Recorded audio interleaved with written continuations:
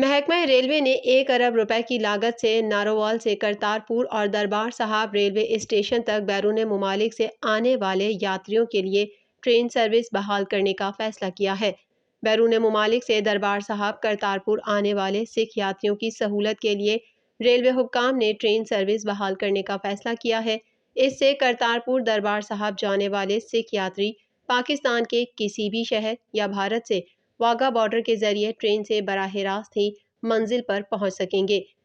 ذرائع کا کہنا ہے کہ ریلوے افسران نے نارووال سے کرتارپور اور دربار صاحب ریلوے اسٹیشن تک ٹرین سروس بحال کرنے کے لیے فیزیبلٹی رپورٹ تیار کی ہے، جس کے تحت منصوبے پر 1 ارب روپے لاگت آئے گی۔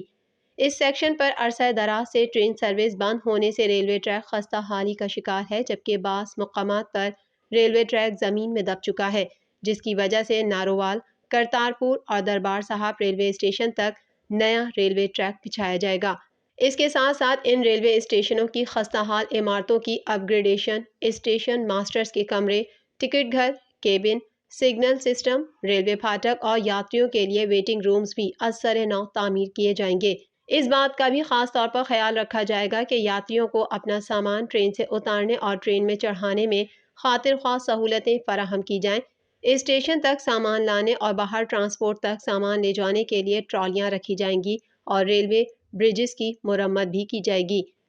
چیف ایگزیکٹو آفیسر ریلوے نثار احمد میمن کا کہنا ہے کہ نارووال، کرتارپور اور دربار صاحب سیکشن پر ٹرین سروس بحال کرنے کے لیے فیزیبلٹی تیار کی گئی ہے، جس میں اس سیکشن پر آنے والی کل لاگت اور یاتریوں اور دیگر مسافروں کو خاطر خواہ سہولتیں فراہم کرنا شامل ہیں۔ ٹرین سروس بحال ہونے سے بیرون ممالک اور پاکستان سے دربار صاحب جانے والے یاتریوں کو خاطر خواہ سفری سہولت میسر ہوگی اور ریلوے کو بھی ریونیو حاصل ہوگا۔